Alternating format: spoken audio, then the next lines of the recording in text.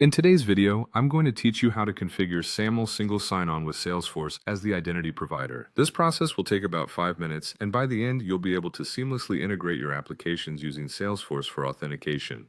Let's dive in.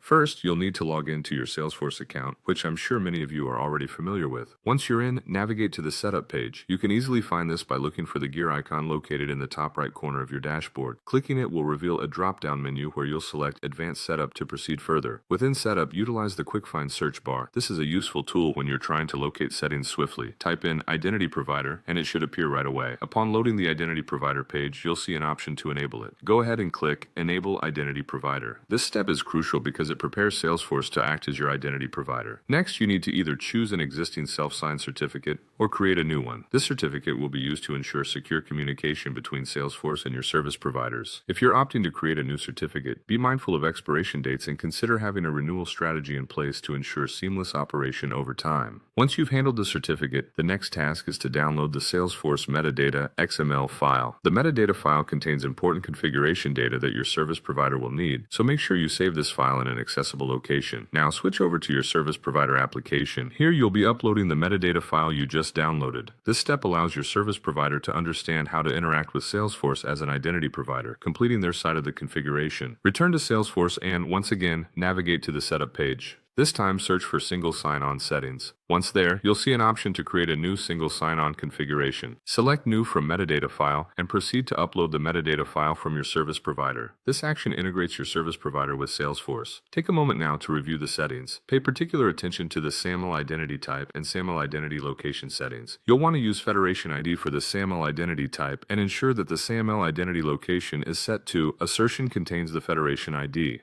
These specifications are important for the authentication process to work correctly. Finally, make sure all configurations are accurate, and when you're ready, click Save. Congratulations, you've now successfully set up Saml Single Sign-On with Salesforce as the identity provider. Thank you for following along, and I hope this guide was helpful in getting your authentication set up smoothly.